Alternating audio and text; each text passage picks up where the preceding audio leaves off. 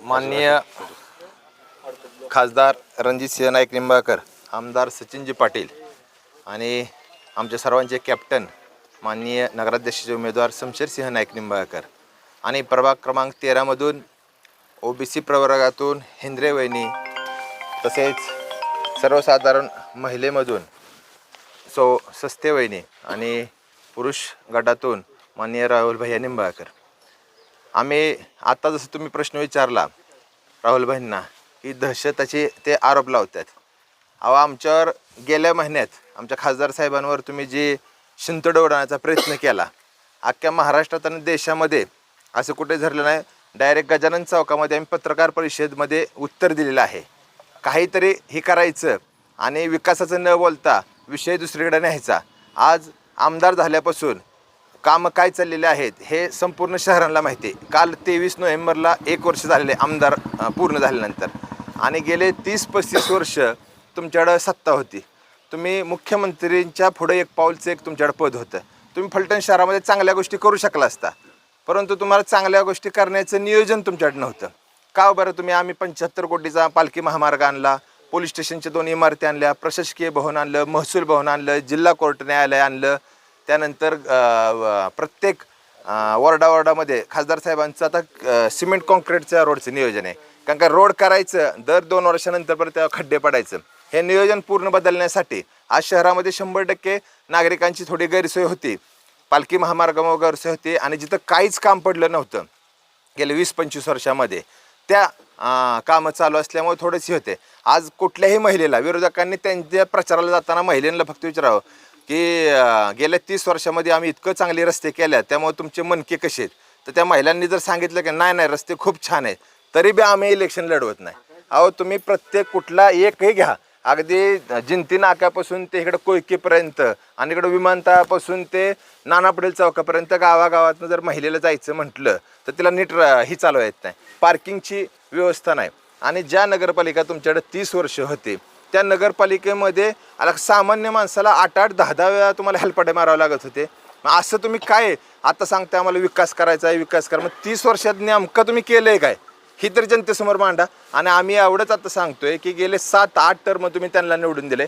5 वर्ष आम्हाला फक्त संधी द्या. आमचे 27 शिल्लेदार आणि एक कॅप्टन नगराध्यक्ष यांना आम्हाला संधी द्या. जर आम्ही कुठं चुकलो, आणि मुळातच दादांनी मी वारंवार सांगतोय की 1 ते 3 हे फक्त नंबर, 1 ते 13 नंबर आहेत फक्त. परंतु कोणताही नगरसेवक जर चौकामध्ये असेल, कुठं हॉटेलमध्ये असेल, कुठं जर हे केलं आणि कुठल्याही प्रभागातलं काम कुठल्याही नागरिकांनी सांगितलं, अगदी नगराध्यक्षांसह, ते करायचे. दादांनी सांगतानाच सांगितले की तुम्हाला रस्त्यावर उतरून, गटारात उतरून हे स्वच्छता करायला लागेल. ते तयारी असेल तर उमेदवारी स्वीकारा. मला मिरवण्यासाठी आणि मी कुठलं तरी आहे आणि मी कोणाचा मुलगा आहे, मी कोणतला तरी पैसेवाला आहे यासाठी नाही. आमच्या महिला भगिनी, या महिला भगिनीला महिलांचं नियोजन आहे. महिलांच्या काय समस्या आहे? उठलं की पहिले पाणी लागते. आज कितीतरी फलटणच्या भागामध्ये पाण्याची ओरड आहे. हे पाण्यावर प्रत्येक वॉर्डात स्वतंत्र टाकी आणि स्वतंत्र कनेक्शन जलजीवनच्या माध्यमातून हे विजन आहे. बारामतीसारखे 100% नाही, पण बारामती तुम्ही बी काम केलं ना 20-25 वर्ष. मग तुम्ही 10-20% तरी तसं काम करायला पाहिजे होतं. आज आम्ही अजितदादांच्यावर गेले वर्ष माहितीमधून आम्ही काम करतोय. 100% अजितदादा 16 कोटी रुपये आम्हाला ST स्टँडला दिलेले आहेत. 8.5 कोटी रुपयाचं सांस्कृतिक भवन दिलेलं आहे. आणि हे नुसती तोंडाच्या बात्या नाही, विरोधकांनी जाहीर सभेत विचारावं, आम्ही ते पुरावे द्यायला तयार आहे. मग हे काम तुम्ही करू शकत होता आधी, पण तुम्ही का केलं नाही? तुमची मानसिकता नव्हती. आपल्याकडं आहे, कुणीही दगड दिला की निवडून येणार. इथल्या 13 नंबर वॉर्डमध्ये त्यांच्या घरातच 15 वर्ष सत्ता होती.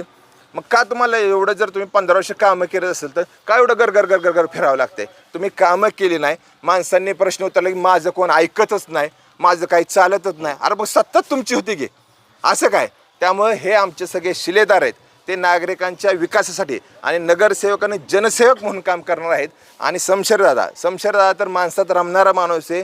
ग्राउंड लेवलची सुखदुःख काय आहेत हे माणसं जाणणार आहे. आणि नगरपालिका क्षेत्रच मुळात ही संस्थाच ही आहे की तुम्हाला नागरिकांच्या सकाळपासून ते संध्याकाळपर्यंतच्या समस्या सोडवण्याचे ते केंद्र आहे. ते काही राजकीय अड्ड्याचे क्षेत्र नाही.